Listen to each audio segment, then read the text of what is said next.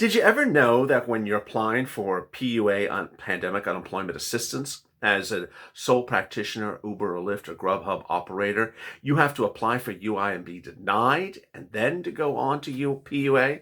It's those type of strange details, including UI, that really heat up to this very day.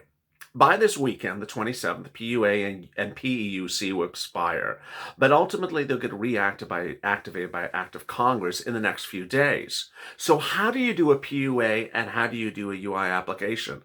In this throwback video, I go over all the details of how you do the applications and make it easy breezy and simple for you. So with this, enjoy this overnight LALATE throwback video on doing an unemployment application. Have a good day.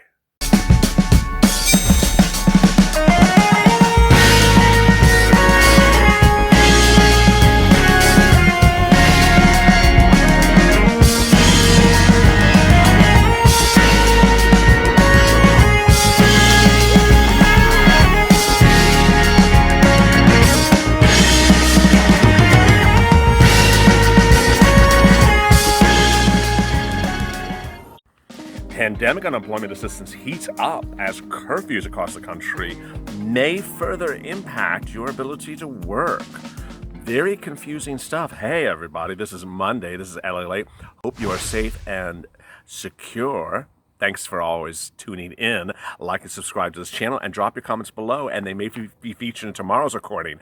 And please hit that alarm button on the front of this channel, that bell, so you get alert when a new video goes live. And we'll be answering all incredible 30, wow, PUA questions from yesterday. But first, the news, and this is quite disconcerting. As America tries to get back to work, something else is happening. It's rioting across the country. And now we have curfews. As if stay-at-home orders were being lifted, now the stay-at-home orders are being reinforced with new curfews. LA County went on to curfews the last few days. Today it's been escalated to 4 p.m. Pacific Standard Time. Santa Monica actually issued a curfew at 1 p.m. Pacific Standard Time for their downtown center and 4 p.m. for the rest of their city. Now, how is that impacting you? Well, new details. They come, and we know, I know as a fact, we had Gustavo, who was on our EIDL granted loan video earlier today, a Uber driver talking about EIDL loans. I know there's a lot of Uber drivers who watch this channel, and Uber, Lyft, and DoorDash are now suspending operations in some cities due to curfew hours across the United States. Boy, I mean, they have to do what they have to do, but it's troubling for viewers of this channel who are Uber drivers and Lyft drivers. Uber has suspended service in Los Angeles, Oakland, and San Francisco because of new curfews. If you're an Uber driver and you're watching this video, you may have just found out moments ago. Quote, some cities have requested that we suspend operations completely, while others have wanted us to ensure Uber is available for essential services, the company said in a statement Monday. We also are using the Uber app to educate drivers and riders about city curfews and remind them that Uber should be used for emergency purposes only during this time. Lyft said it's also following guidelines and that DoorDash will actually be pausing operations during curfews in effect. Then we have all those food delivery services. It is just a hot mess because a lot of the businesses, the restaurants can't cook because they're actually being shut down. They can't operate after curfew hours in some of these cities, so they can't cook, and then the delivery services can't get you the food. Boy, this is not a long-term situation. It's certainly short-term, thank God, hopefully. But what do you think? Let's get to some of the PUA questions. So those were regarding our discussions about escalating benefits of pandemic unemployment assistance and unemployment assistance UI, extensions, all that wonderful, great stuff, and retroactive benefits. So let's get to some of those questions. BMW Irving, I love no idea how hard I laugh when you mentioned my comment. I totally forgot you read them, and I spat my coffee out. I love your channel. Bless and stay safe. I still can't get your name right. Is it BWW Irving or BMW Irving?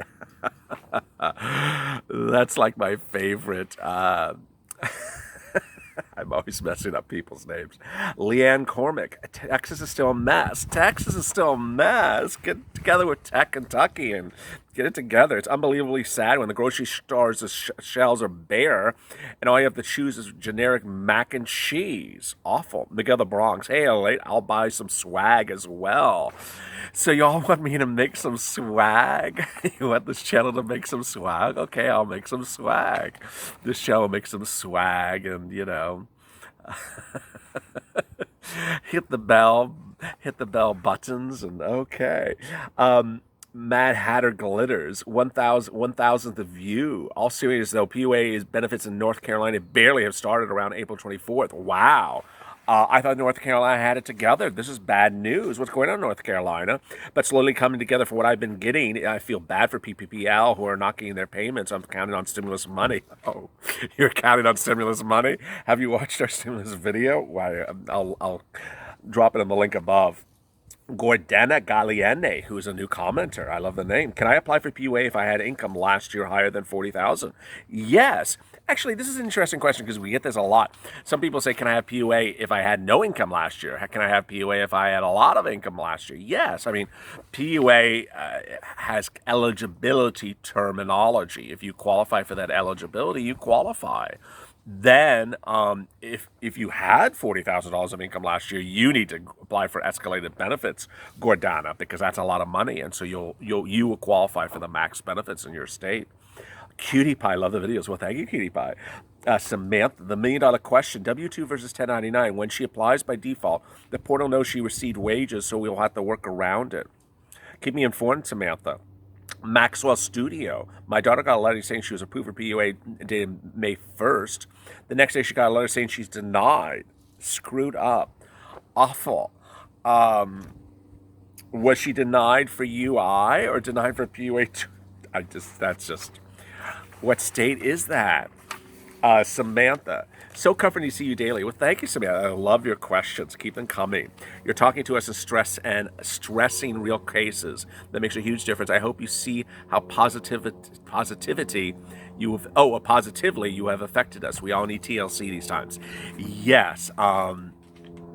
I'm personally glad that I brought that to you. I'm glad that there are no helicopters in this video. If you watch our LA riot video tonight, the alarm in the video is not a normal alarm, and it is a disconcerting video. So that is not positivity. It is scariness. Susie Pennington got an invitation for EIDL portal, offered an amount, but no grant. Should I wait? Watch our video on EIDL grant. I mean, we're answering these questions. The EIDL loan video, the EIDL loan video from Monday, June 1st actually hits this on the head. Watch it, Susie. I'll drop it in the links above. It is completely answering your question. Social Bounty Money Making app. So you got the new sub. Thank you, Social Bounty Money app. Philip Bruno, hey, LALATE, I heard from your comment on people who are self-employed and do W-2 and to pursue the larger one. This is not true. Even if you made $80,000 as self-employed and made $5,000 as W-2, you have no choice but to take the W-2 work. It states in the CARES Act. Happened to my sister's brother. Oh, I've not heard that before. Shanae A, love your channel. Well, thank you, Shanae. I love your emojis as well. Miki Wacko, I have to make a comment regarding the response to the letter you responded where the writer asked if someone who had both W-2 and 1099, which she should apply. First of all, she has to be unemployed for both jobs. You still can't be working and get unemployment. The Unemployment Commission will know if you're working for one of these two jobs. Very well said. Absolutely. But I think that is what I said. And you must declare any income, because if they later find out, I said that also. To answer her specific question, assuming that she's not working for either job, if the job for the W-2 job was sufficient that she would be getting the maximum payment for the unemployment, that would be the one she applied under, because she would get the maximum regular unemployment and the $600. But however, with the 1099 gig, the max she can get for unemployment benefits will be half the average state unemployment benefits plus $600. That's not true. That's not true.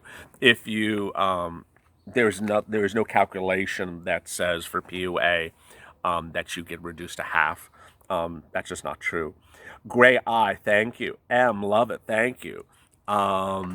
Oh, and that is it. I just zoomed through them. Let's recap a few quick things since we are early on in this video. So if you apply for pandemic unemployment assistance and you've not seen payments, just click around in the video, in the portal, not the video, so that you see that you are certified for benefits for all your respective weeks. You may not have done that. If you have not done that, that means why we haven't received payments. How long does it take to receive the payments after it says paid? Then it's about a week. If it still says processing, then give it some time. One viewer in private messaging, here comes a bombshell late in this video, that's why you have to always stay to the end. One video in private messaging asked me his claim, his weekly benefits showed unpaid. Boy, I should have led with that. What does unpaid mean? I have no idea. I've never heard that term. I think it's a denial of that week. If you're still watching this video, which I hope you are, I hope you stay to the end, drop in the comments below what you think the term unpaid means to a benefit week. Now understand, this is a person whose benefits were paid in other weeks. So his claim is approved and his weeks have been paid all along. But he went to certify for a respective week and the response was unpaid. It doesn't say processing or pending. It says unpaid. What do you think? I think it's a denial, but I really don't know. I've never heard that language. So as always, if you have any questions, drop them by Tuesday, 2 p.m. Pacific Standard Time, and we'll answer them then. And in the meantime, stay at LA for more.